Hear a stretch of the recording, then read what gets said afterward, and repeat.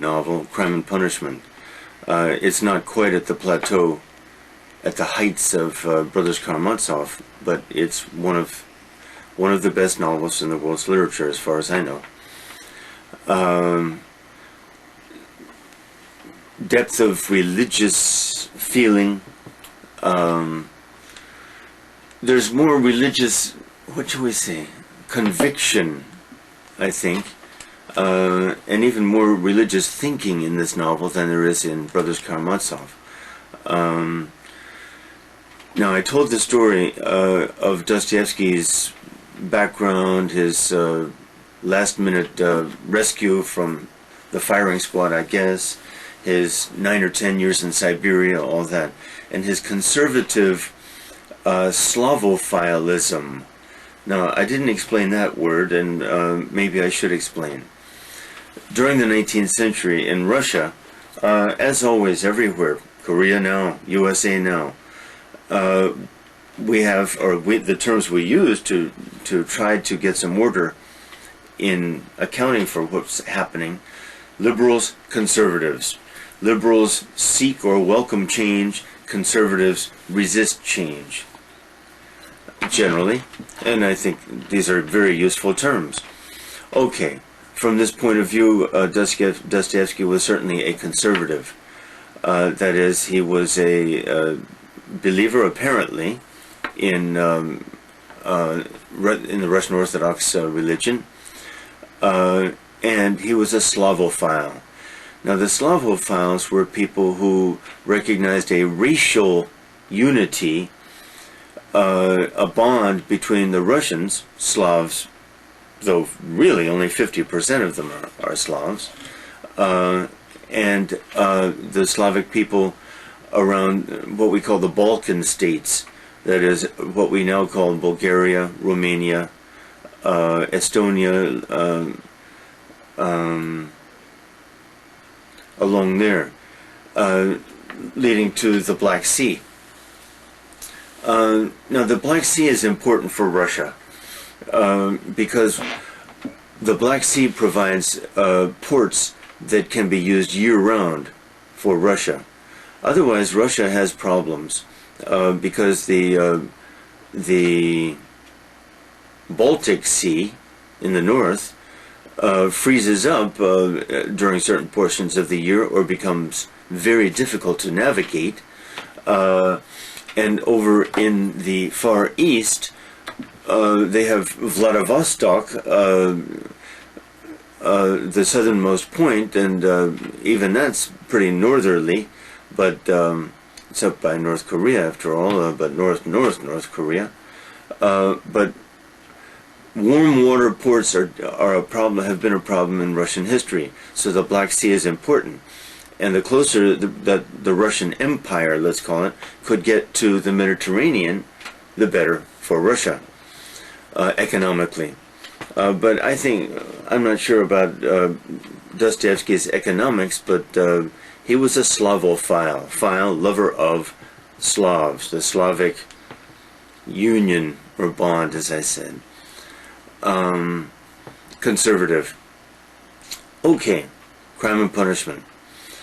The central character, now the names are difficult, and I will write them down. I have written some of them down. I will write them down for Karas, maybe, and for Dr. Shin. Central character, Raskolnikov. Oh my God. I refuse to call him Roddy, though in translations his mother calls him Roddy, some diminutive, some cute short version, but oh, Roddy, my God. No, he's Raskolnikov. Raskolnikov is a student, maybe 23 years old, living in St. Petersburg, which was for a long time Leningrad during the Soviet Empire. A poor student, not much money, lives in a hovel, H-O-V-E-L, that is a tiny one-room apartment? No, room, probably in the top of some building, because they're cheaper. He's an intellectual, and he has been entertaining ideas. He's not unlike Ivan Karamazov. He has been entertaining ideas, radical ideas. The age was an age of radicalism. By the way, the date for Crime and Punishment is 1865. I'm pretty sure. And if that's true, it never has struck me that 15 years separate separate Crime and Punishment from the brothers Karamazov. Well, that is interesting. Anyway, this is much the earlier work, but it has its power. Okay, the sort of ideas he's been entertaining are what Dostoevsky and conservatives would call Western European ideas. Western Europe bad, Slavs good. West bad, Eastern Europe good. That's how Dostoevsky tended to work. Now, Dostoevsky had spent some time in Germany. He knew some German, I'm not sure how much, but he puts some of it into his works and creeps into Crime and Punishment. But that's how he thought. If an idea is a Western European idea, it's automatically satanic, diabolical, and bad. That's maybe an oversimplification, but not by much.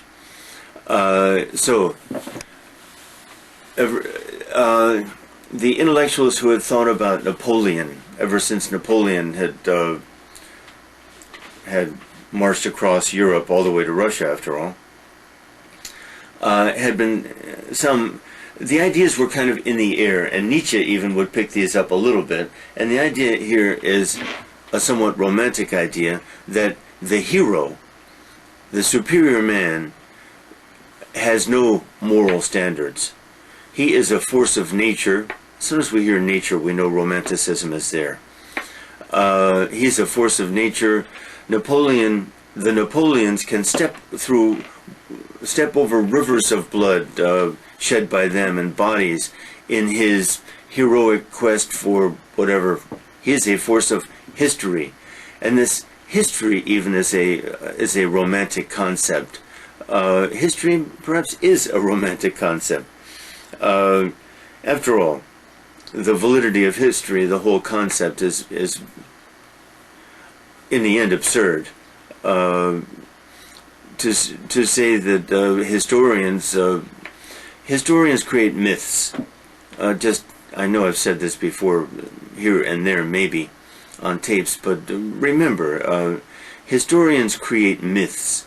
They have their little selection of little data or documents, a tiny, infinitesimally tiny selection from whatever was available at their time, whether it's modern times or ancient times. Ancient times less, modern times more. But still, what the historian can absorb, understand, even be exposed to is tiny. And based on that, the historian, with his little labels, which we are so fond of, romanticism, liberal, conservative, all these words that are so arbitrary, that we impose upon the chaos of experience and pretend to arrive at some kind of orderly perception. This is really absurd. In the end, history is a game that we play, and the more credence we lend to it, the more naive we are. And in my own opinion, when we believe in history, it's a classical example of disingenuity, that is, of self-deception. We are trying to deceive ourselves to believe that we understand things that we absolutely have no understanding of and never will. Okay, sorry, history. But it's a game, and I regard it as a game. At least at any time I don't, I become reprehensible, I think. I should be whipped. Okay. So Raskolnikov. Raskolnikov is fond of this idea of the superior man, which in the future would be Nietzsche, but Nietzsche's concept is quite different after all. Nietzsche did not have in mind a Napoleon. But maybe we'll discuss Nietzsche sometime. I'll add that to our growing list. Because Koreans have all heard of Nietzsche, and it's good that they have. And I feel sure that there are misconceptions running around. I used to have them too, and I still have some. I hope less than before. Sorry, Raskolnikov. He's playing with it. He's brooding, Dostoevsky style. Brooding. I better explain. The perception, the framework of the novel is entirely religious, entirely Christian. And that framework, the worldview, die Weltanschauung, as 19th century scholars are fond of saying that German term, the worldview, basically, way of looking at the world, is entirely Christian, Russian Orthodox, but acceptable to Western Christianity too. And that is, what is good? Goodness is feeling, heart, love, of course, kindness, agape, evil, selfishness, too much thinking, too much intellect, all this very romantic. Feeling good, intellect bad. Hope good, despair bad. Hope and love good, cynicism bad. C-Y-N, right? Cynicism. So, Raskolnikov, the novel should be read like that. Every line that reflects something about those positive values, we know good things will happen to Raskolnikov. The opposites, bad things, are happening and will happen. So it's much more schematic, this list, much more, much simpler than Brothers Karamazov, I would say, and perhaps, I guess, much less profound. Okay, to our story. He's been brooding. In his poverty, he doesn't eat well, he doesn't sleep well, he doesn't breathe well in that terrible little closed attic apartment, and he willfully, this is very important, willfully spends more time than he even needs to spend in that attic apartment. Excuse me.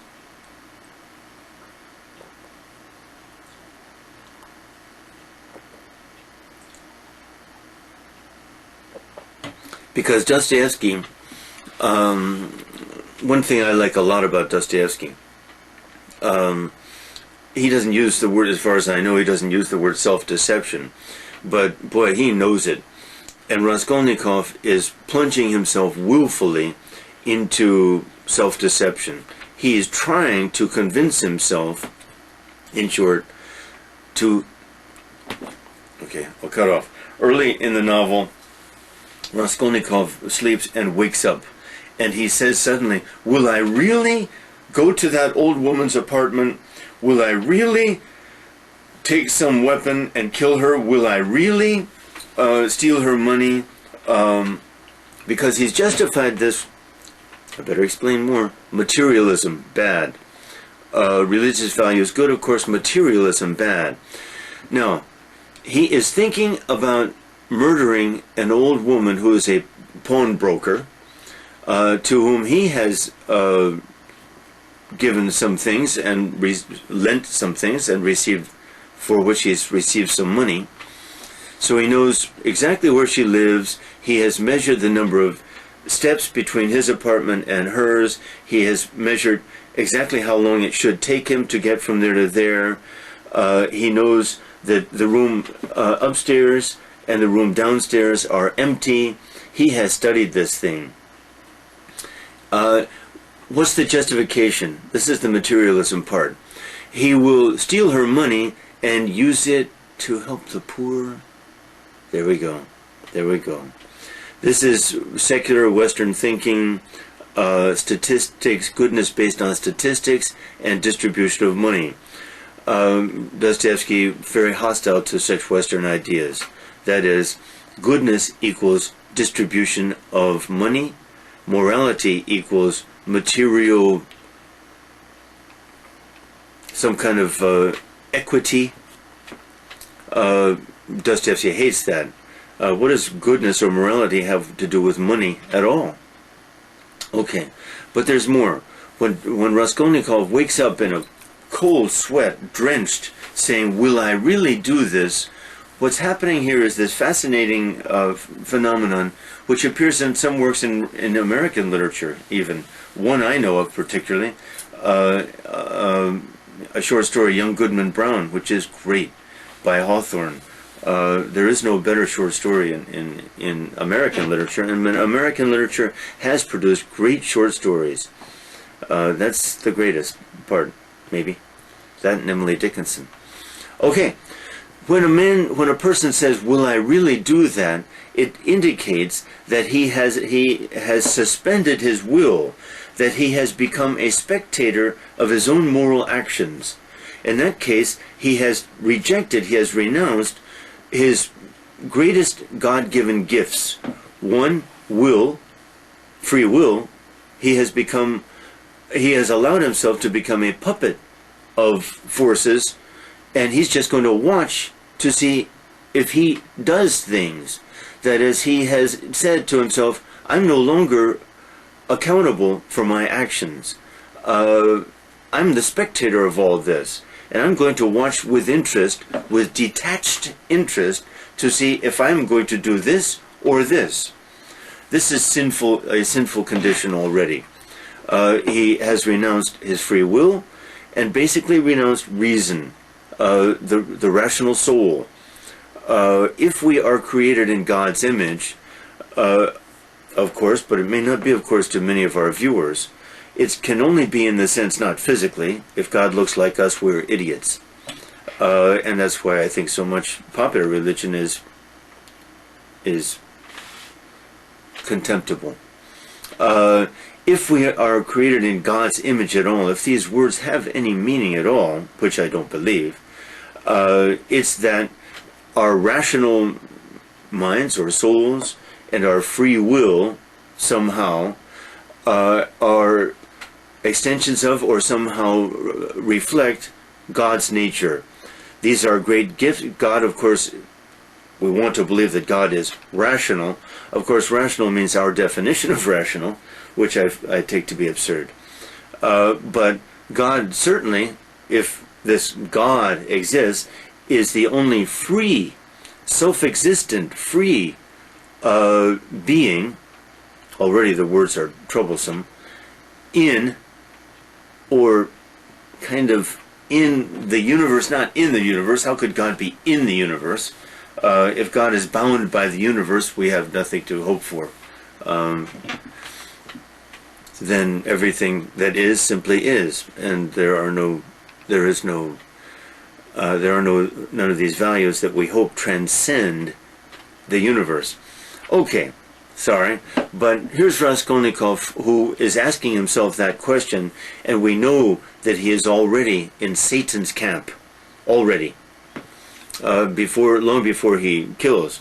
We also learn that he has measured the steps, that he has planned this out. In what spirit? Just to see if he's going to do it. Well, this is just playing with Satan, playing with fire. He's already damned in a certain sense, or damnable. Not damned, but damnable. Okay, on and on and on. So he's thinking a lot about committing this murder for the reasons that I've said. Let's meet a couple of the other major characters in the novel. Raskolnikov goes to a bar. He doesn't have much money. He never does. And another man is there. It's daytime. In fact, he goes to the bar after another walk to the woman's house. The woman, by the way, is a disgusting, contemptible woman. And she has a half-sister, I think, named Lizaveta. We also had a Lizaveta in Brothers Karamazov, the idiot. Here's another one. I guess Russian idiot women are called Lizaveta. Anyway, this poor woman wanders the streets. Apparently, the old woman, the pawnbroker, beats her, is cruel to her, but takes care of her a little bit. So for Raskolnikov, this is more reason to kill a louse, plural lice, louse, lice, these little insects that used to infest a lot of people, still infest the very poor, I'm sure. So, more justification for the murder. I would be eliminating a human being who should be eliminated. She is a burden to the earth.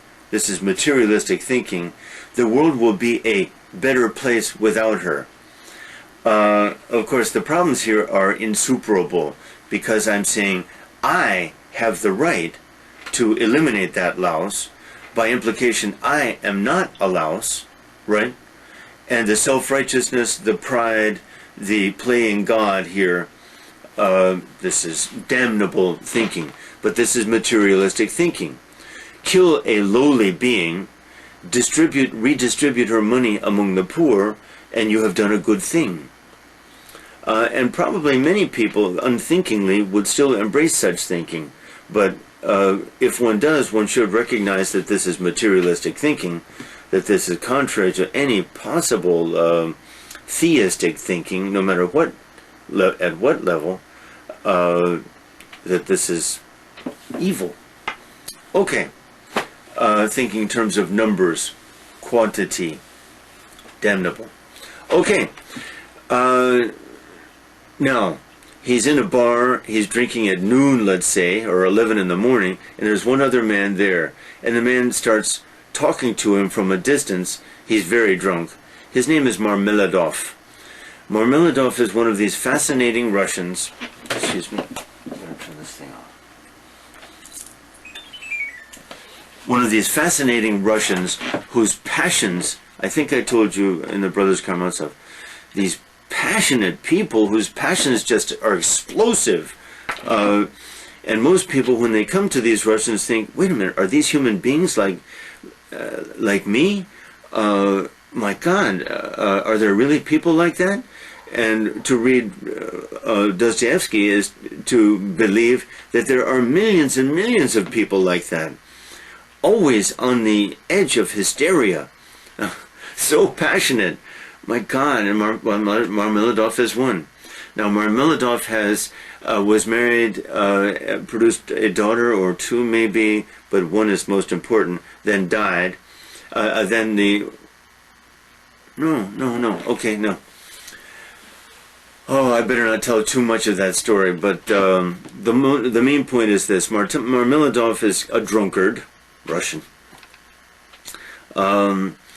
And he married a woman who was maybe an officer's daughter, but he hasn't done very well. His wife still has pretensions of higher class life, even in their poverty. And what Marmeladov is a study of is self-flagellation. That is, he is caught in a cycle that fascinates Dostoevsky, and he's a master of this. The cycle is things are going well. I'm going to oversimplify. Things are going well. I get drunk. I throw all my money away and reject any possible prospects of betterment, and then abase myself. Whip me. I deserve it. I'm contemptible. Then there might be a recovery, and then the cycle goes through itself again. Certainly there are those among us who cannot stand prosperity, cannot stand good fortune. And maybe it could be said that mankind is like this. That's what war is. One could say on a large scale. That is this self-destructive, self-flagellating process during which any chance of prosperity, of group happiness, of international happiness is crushed and thrown away for reasons that we always find easy enough to justify. And I guess, in my opinion, yes, the reasons are there sometimes. If a Hitler comes along, whose aim is world domination, then there is an inevitability. There was in the German people certainly a desire to strike back after their humiliation in World War I, which I need to discuss sometime. We'll discuss that when we discuss 19th century history. We'll extend the 19th century to 1914, though, as it should be anyway. Okay, so Marmeladov has a daughter, Sonia. Sonia is the second most important character in the book. Sonia is 18, maybe. The daughter of a Marmeladov has seen a lot. And Sonia, at a certain point, they're living in poverty. Marmeladov is drunk again. And the equally hysterical Mrs. Marmeladov just doesn't know what to do. They have a couple of small children too. Oh, that's right. Sonia is Marmeladov's daughter by the first marriage, yes. And then he remarried and produced a couple of small children. Has produced a couple of small children with his present wife. And Sonia is pretty, but very modest, very shy. Sonia is kind of a Christ figure. Let's oversimplify, but she is kind of a Christ figure. And so one day, in her desperation, Mrs. Marmeladov lashed out at Sonia for no reason, because Sonia is Christ-like, and said, basically, what are you saving your virginity for? You're never going to have a husband here. Why don't you go sell your virginity and save us from this poverty? Poor Sonia felt stung by this, but felt that Mrs. Marmeladov had a point, went out and sold herself, became a prostitute, came home, wow. Came home, put the money on the table, or on the mantle, actually, I think, and quietly went to her room. Oh, wow. Here we go. Mrs. Marmeladov, crushed with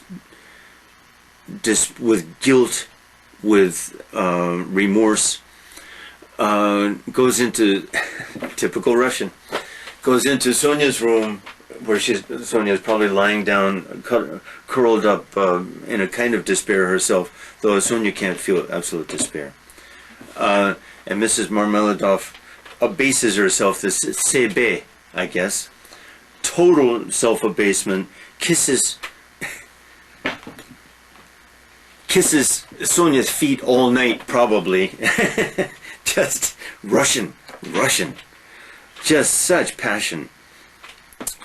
At that point, the bond between stepmother and stepdaughter is very powerful. But Sonia has lost her virginity, and Sonia will be labeled, publicly labeled, a prostitute. Will even have to register in some office and all that. All very humiliating. But the word humiliating, I should look at it more carefully. In these Russians love humiliation. They crave it. The emotions associated with humiliation are an ecstasy. We get these the paradoxes of intense emotion, at which point we see how very limited our labels for emotions are, and ultimately how very limited language is. At a certain point, an ecstasy of humiliation. These words have meaning for the Russians, and maybe they should for all of us, but a favorite piece of music, which if I were ready I would play now, that I have. Russian male choral religious music is the greatest in the world. It makes all other music I've ever heard seem child's play. For depth of emotion, for emotional intensity, oh, there's nothing like it. There's nothing like it. And my own favorite song is The Joy, this crude translation, I'm sure, male chorus, no instruments, a cappella. The joy of those who mourn. the joy of those who mourn. There it is. That's Russian. At its greatest depths, these intense emotions reach their antipodes, their opposites. Well, at such a time, then words cease to have any meaning. You can't say these you can't talk about emotional paradoxes, I think. Words cease to have meaning, period. And the Russians understand this very well, I think, and Dostoevsky none better. I'll try not to repeat that thought again. All right, so Marmeladov is talking, and he tells the story, Sonia's story, to Raskolnikov in the bar. And, oh boy. Oh, I've got to tell, another, a Raskolnikov dream, because Dostoevsky is famous for dream psychology. Dostoevsky is the most famous psychological novelist I know of, and he must be. Maybe there are greater ones, but not to my knowledge. He is the preeminent psychologist. If people have a criticism of it, it's his Christian moral view, but boy, I think it's hard to dispute. Even granting for a moment the godlessness of the universe, his psychological views are still valid, I think. His Christian anthropology is the best, I think, that the world has presented, that has produced, as far as I know. It's mine anyway. I reject the Christianity as for reasons I think I've stated before, as a nice myth. But the Christian anthropology, it too is a myth. Everything's a myth, but I think it explains more than anything else can. Okay, so Raskolnikov is very struck by this story, and now that was his introduction, so to speak, to Sonia. Raskolnikov's dream. He has a dream, maybe this even happened when he was a boy. A little boy and his father have a horse, and the horse is very skinny. They are very poor, but the father is driving the horse, and a group of peasants, drunk, come out of a bar, and they're right. The wagon is right there, and I guess something is on the wagon. It's too heavy for the poor little horse, and so the father becomes angry. He's been drinking too, and he whips the horse, and the horse tries and tries and tries to pull the load, but it's too heavy, and the horse in his desperation is trying, and the little boy is very moved, and he says, "Father, don't hit the horse, the poor horse, I got." And other passers-by also say, well, they make a joke of it, really. This must have been fairly common, since horses were as common as dogs in earlier times. Anyway, the group of peasants then decide to make a joke of this, and they all hop on the wagon to make it even heavier. Whip him, whip the horse, whip the horse. Whip, whip, whip. And the poor horse struggles. And then one drunken peasant takes a big log and then hits the horse on the back brutally, maybe almost breaking the horse's back. And the horse still struggles, his eyes desperate. Hits him again on the head. The horse struggles to get up, can't, and finally dies. That's the dream that Raskolnikov has. The little boy is screaming, don't, crying, terrible. That's the dream that Raskolnikov has when he wakes up and he says, will I really go to that woman's apartment and kill her? Okay? Well, he obviously sees the dream instinctively as applies it to his situation, but he's in this suspended will mode. Okay, I'm really going much too slow here. Slowly. Okay, time to meet a third character, Svidrigailov. Svidrigailov. I'll spell it some other time. Now he is a landowner, minor landowner. let's get straight right away. He's a cynic. He represents all that is evil in Dostoevsky's universe. So we get this absolute contrast. Sonia, Svidrigailov. We have another triangle here, basically. A similar thing to what happens in Othello, other works too. Raskolnikov is man, so to speak. Sonia is God. Svidrigailov is Satan, so to speak, or evil, good, evil. Let's put it this way. Sonia is salvation, hope, love. Svidrigailov, cynicism, materialism, despair. And Raskolnikov is man, lured, drawn to both. But Dostoevsky, of course, is a subtle student of this, and so, in a sense, the book becomes an allegory. That is, I'm already saying what the allegorical values are. Good, evil man. He's a cynical landowner, and at a certain, he loves to seduce women, and he is more and more drawn toward children. That is, when he sees goodness, he hates it, and he wants to crush it. But he's a cynical gentleman too, with a smile on his face. I would like to make a distinction between Svidrigailov, though, and Salieri. We've been doing Amadeus, and there is a big difference. There is no music, there is no response of joy to music, love of beauty in Svidrigailov. He wishes there were, but there's not. Now this is where Raskolnikov's mother and sister become involved, because at a certain point, Svidrigailov, who is married now, second time no doubt, wants to seduce and play around with the servants and all that. And he has formed a very cynical agreement with his wife, by which his wife, who has money, his wife agreed to marry him. He was deeply in debt. She agreed to pay his debts. They made certain rules. But among the rules was, okay, he could have his occasional escapades. Wow. And he has always followed to the letter, he's very proud of this, the agreement. That's typical of such materialists. But I followed the agreement. The agreement itself is very cynical.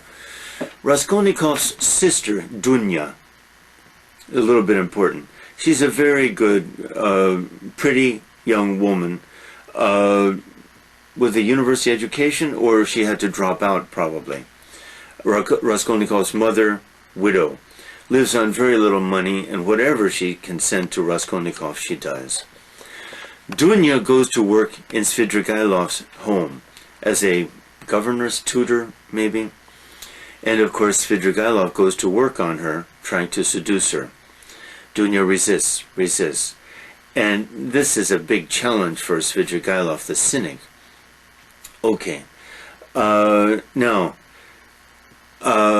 Raskolnikov becomes aware of this, and it makes him feel very guilty, of course, and he just hates this Svidrigailov.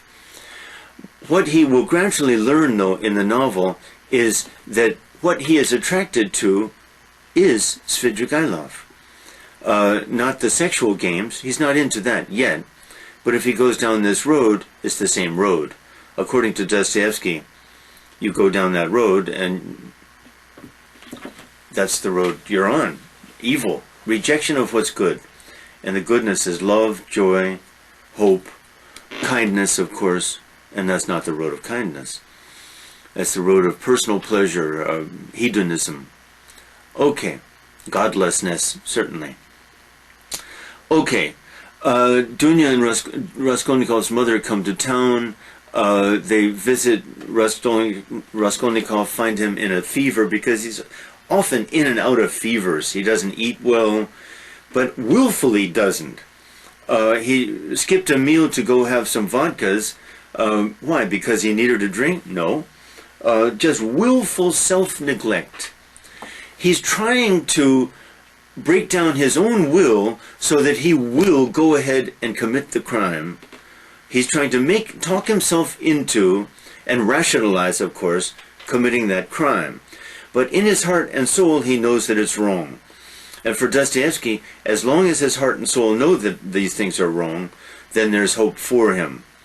But as soon as he buys into the Western materialistic view, he's dead. His soul is dead. Okay. In and out of delirium, bad dreams, can't break out of the sleep, all that. Okay. Got to cut through some stuff here. Basically, where's it going? Okay, better get going. Raskolnikov does commit the crime. Some of it goes perfect. Of course, he doesn't get caught, not immediately. No, but there are two bad things happen. When he's in the apartment with the old woman, hi, I'm your customer. Can I come in? I have some things for you. And he gives her some things, so she's going to turn around, as he knows she will, open her chest with her special key. She's a very greedy, avaricious woman, of course. He brings money so that he can reclaim some item that he had pawned there. Okay, now, then he hits her once, twice, whatever. She's down, bleeding, blood all over the floor, blood on him too. Then he starts to go for the stuff the things that he wants to steal, and he knows that there's money, cash there too. Suddenly he realizes someone else is in the room. He turns around. Lizaveta, the idiot sister, is in the room too. He has to approach her, not from behind. It's a lot easier to kill from behind, I can well believe, than to look someone in the face and kill that person. And this person's a good person. A simple, innocent. And Raskolnikov kills her too. Well, this wasn't part of the plan. If he could have lived with himself for the first murder, he certainly cannot live with himself for the second murder. But he had to. Or just give himself up. Okay. Then he steals ineptly, confused, frantic, a little hysterical himself, grabs some things, some money, some items, but as it turns out, he takes only about 10% of what is there. This is an important thing. In his confusion, hides these things where he planned to, slips out. Knock on the door. A couple of men are there. Terrified, stand still. One of them will go, they're a little suspicious. One of them maybe goes for the police. The other says he will wait there. But Raskolnikov waits too, of course. Maybe it's all over. But he has a feeling, and the other one leaves too, swears, damn, goes somewhere, upstairs maybe, no, goes downstairs 2 flights. Raskolnikov slips out of the room, goes downstairs to the next floor, slips into the empty room, hears the man go up, hears the other man, a police maybe, go up, but then he can slip out of the room, go down. Everything happens perfectly, even to the point where, as he's leaving the courtyard, a wagon comes and obscures anyone's view of him so that no one could have seen him. No one could have seen him. Then he's out in the street where everybody is. Perfect. For Dostoevsky, okay, is this Satan helping Raskolnikov get away with this? No. Enter a new major character, Porfiry. Porfiry is a detective. He's an interesting man. 40, 45, balding, a little fat man who's a very, very intelligent man. A psychologist, really. And he solves crimes psychologically. And this fascinates Dostoevsky, of course. This has now become very popular on TV shows even. The solving crimes by figuring out the psychological profile of the bad guys, especially serial killers. This has become so popular over the past 10 years. I know of 2 or 3 TV shows devoted mainly to this. Okay, and it is fascinating. But now is popular culture, which means that silliness will kill it, I think. So anyway, Porphyry, attentive man, had read an article a couple of years earlier written by Raskolnikov, in which Raskolnikov had talked about these Western materialistic ideas. And the man on horseback, Napoleon, Napoleon's right to step over rivers of blood because he is history and he will change history.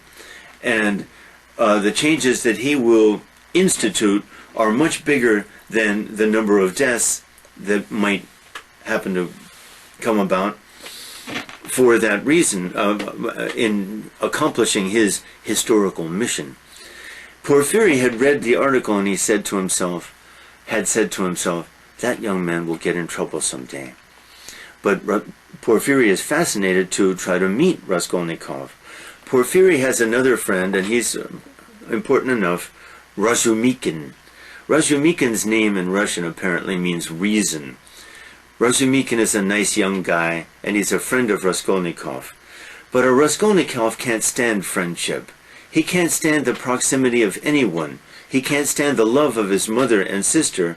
Why? Because he feels so guilty at who and what he is. And guilty people, murderers, isolate themselves. Murderers can't have friends.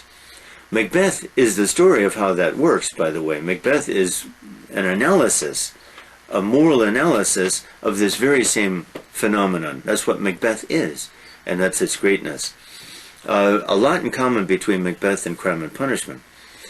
As soon as one commits a murder, one is already alienated from God, from nature, friends, love, and from self. Dostoevsky, Shakespeare. Shakespeare, of course, 300 years earlier. Okay, here we go. So Porphyry has an acquaintance, let's say, Razumikin. And Razumikin and Raskolnikov have been friends anyway. Razumikin, a university student. By the way, just in case I don't get there, at the very end, Razumikin will help take care of Mrs. Raskolnikov and Dunya, and we get the kind of thing that wouldn't happen in later Dostoevsky. This is Dostoevsky giving the public what it wants. Razumikin, of course, probably will marry Dunya, so that he will become family. He's an excellent young man, but the sentimentality, I can't believe that Dostoevsky willingly did this. It just did this to sell some more novels. All right. No. So Porphyry actually meets Raskolnikov and asks him questions. Really kind of grills him, as we say. The detective asking questions, interrogates him. It's embarrassing to Razumikin. What do you think? He did the murder? Razumikin is no fool. I'm not saying that. I'm just interested in his way of thinking. But the more Porphyry hears, even of what Raskolnikov reluctantly says, the more Porphyry realizes he did it. He committed the murder. Why? For just some reasons I can say. The murderer was inexperienced. Look at what he took, 10%, leaving gold, leaving valuable things in his confusion. He was an amateur. He also did it, that means he did it for some idea. Not money. He did this for some idea. And because of the idea, he has not benefited from what he did steal at all. I bet he's even buried the money somewhere and hasn't touched a cent of it. And this is exactly what Raskolnikov had done. He had buried it in some deserted lot there. Porphyry knows right from the start. But does Porphyry have any evidence? None. So we begin this cat and mouse game in which Raskolnikov and Porphyry, Raskolnikov tries to trick him, but everything he does, Porfiry understands, because he understands Raskolnikov. Then we get the meetings between Raskolnikov and Sonia. And here we go.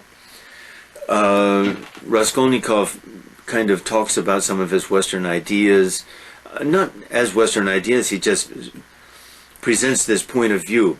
Sonia understands immediately, intuitively, not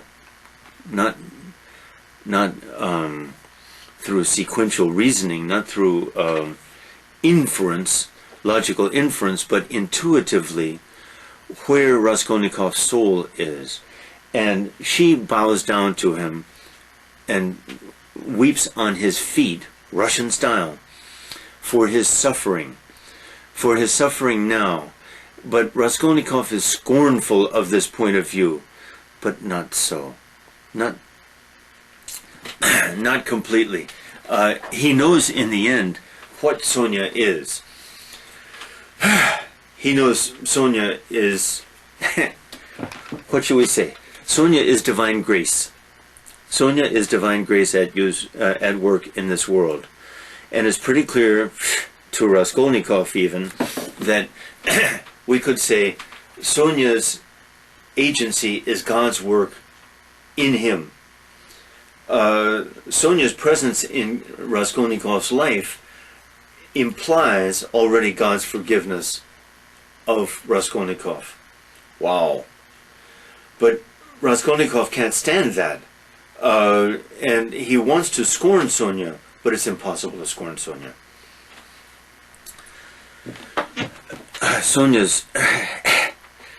If Sonia's believable, I'm afraid she's not. I mean, this is a 19th century stereotype. The prostitute with a heart of gold. The prostitute who is close to God. This is a sentimentality of the 19th century. Call it realism, because that's where Dostoevsky fits in to European literature. He's a psychological realist.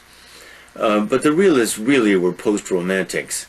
They go out of their way to show such bad stuff that they're simply romantics, the other side of the wheel, other side of the coin. Okay. In a very famous scene, one of my favorite scenes, we have a meeting between Raskolnikov and Sonia in Sonia's room, because Sonia has a room as a prostitute.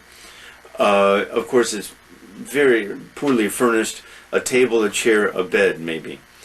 And the adjoining room, there's a door there, the adjoining room, locked, the door is locked, is also vacant, and somehow, I won't explain how, Svidrigailov is in there.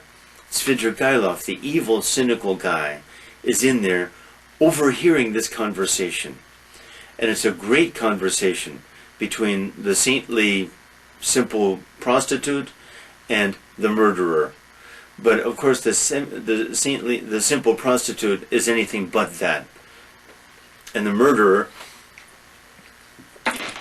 is much more than that too.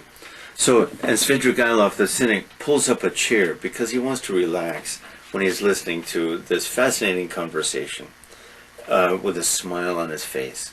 He, of course, understands everything, but in his heart of hearts, he knows that Sonia is right. Sonia is a torment to a Svidrigailov. Could he have her physically? Sure. Pay her some money and have her. Has he sullied her? Has he debased her? Not really. Can't do it. Can't do it. That act debases him, which amuses him a little bit cynically, because the cynic is amused by this. But in the end, he knows he's flailing his arms around, trying to say, my view is right, you are wrong. Sonia, you are wrong. The religious perspective is wrong. He does everything that he can. He has pushed people to despair so that they have committed suicide. Servants tormented them and been amused by it. That's the kind of man he is. But in the end, he is powerless against a Sonia. Powerless. And he knows it. Yeah, it's a very emotional novel. Okay, at least I got through that scene. In that scene, Raskolnikov confesses to Sonia what he did and why. The murder, everything. Sonia simply listens, horrified mostly at Raskolnikov, because what she says at the end when Raskolnikov finishes, what she says is, "What have you done to yourself?"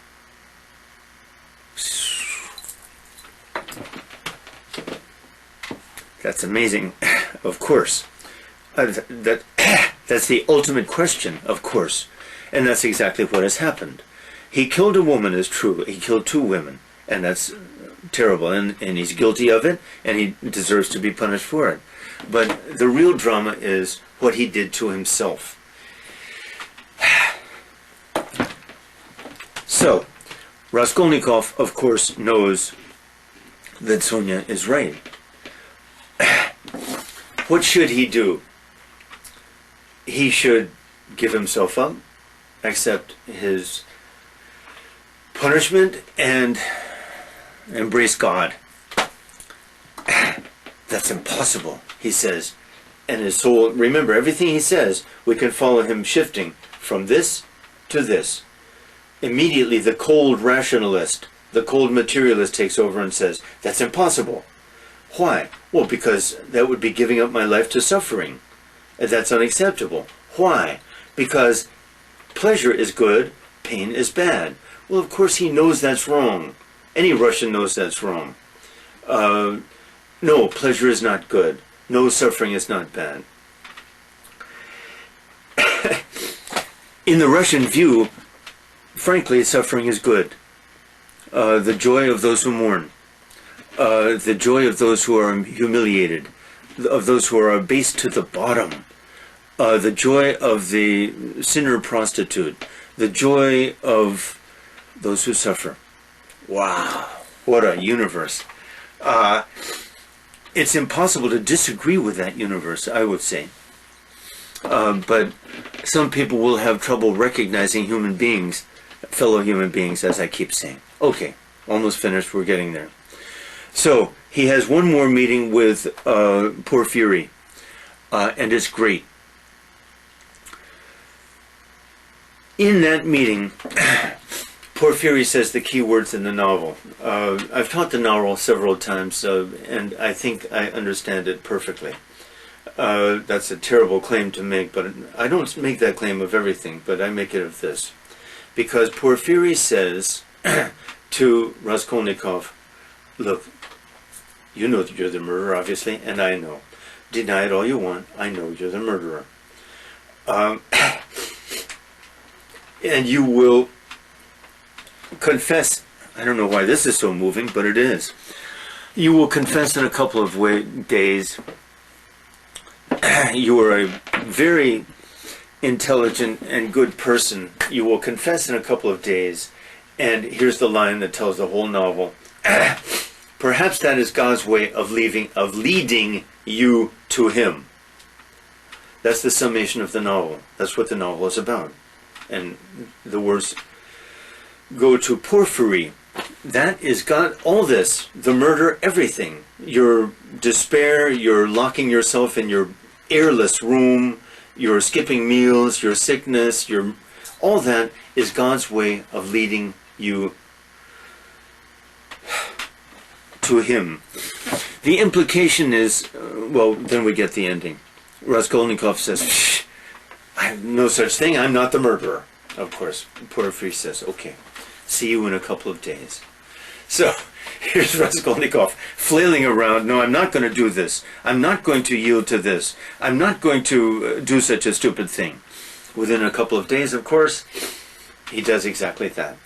The climactic scene is interesting, though, because Haymarket Square, a big square, a common square, Bongdok-Shijang, Samun-Shijang, let's call it. That's Haymarket Square. where the mass of humanity mingles, where everything's available. That's the world. Haymarket Square is the world. And so Raskolnikov, blah, blah, blah, blah, goes to Haymarket Square, kneels down right in the middle, hundreds of people all around, and kisses the earth. Hits himself a couple of times, kisses the earth again. People, passers-by say, drunk. That's the world. What is he doing? He's trying to restore his bond with the earth, Mother Russia Earth especially, and humanity, symbolically. But these are symbols accepted by all Russians. Then he goes right across the street, walks upstairs to the police bureau where Porfiry works. Porfiry's not there or busy somewhere. And he's kept waiting for a minute. Next, what do you want, young man? He's confused. He has one last impulse to save himself. Save himself means escape now. He goes back downstairs, leaves the building, but who's standing? Who's standing there? Sonia. Sonia, a look of despair because she sees exactly what happened.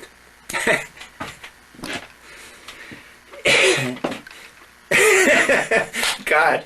So then he's in despair. He goes back up. Goes back upstairs. Sorry. God damn it. Goes back upstairs and confesses. Turns himself in. End of the novel. The final chapter is called an epilogue. He's in Siberia. He has received 7 years punishment, maybe. 7 to 10. 7, I think, only. Not bad for a double murder, after all. But there were strange circumstances and all that. And they didn't have any proof. And Porfiry even helped reduce his sentence by pointing that out. They had no evidence. All they have is his confession. And he could be simply another crazy Russian who wants to suffer. Another crazy Russian seeking suffering. Possible. 7 years. Of course, Sonia accompanies him there. Lives on some money, by the way. Svidrigailov has committed suicide. Left money to Raskolnikov's mother and daughter so that they can live respectably and marry. The marriage can go on. Leaves money to Sonia too. Sonia in Siberia. But Raskolnikov is not ready yet, and he's a loner, and he looks down on his fellow prisoners, and he's not redeemed at all. Final scene. I'll get this out. Final scene. Raskolnikov, in Siberia. Siberia is a prison. What is he going to escape? Walk 5,000 miles to the nearest place? No. Escape is impossible. So he can certainly take walks outside the camp. He walks up to a hill one day. Sonia is there. Remember what Sonia represents. Divine grace. Okay. He's still fighting Sonia, fighting what's best in him, fighting God. That day, anyway, the drama ends. He weeps for the first time. God, here am I. I must be saved. With all this weeping, I must be saved. Dostoevsky, am I saved by weeping? Oh, to Dostoevsky, I think maybe. He weeps and breaks down. Kneels before Sonia. And there's this vague implication at the end of the novel that great things will happen. He will be a saint. Basically, he will become a saintly man. The end. Sorry. God, I didn't think that would happen. But, should I make... Is that okay? Some questions? Question. Yeah. The allegory of Crime and Punishment. Explain the allegorical values of these, especially 3 characters. This triangle. Second, how is what Porphyry said the explanation of what the novel is. Now, I remind you of that again. Perhaps that was God's way of leading you to him. Well, that's exactly what happens in the novel.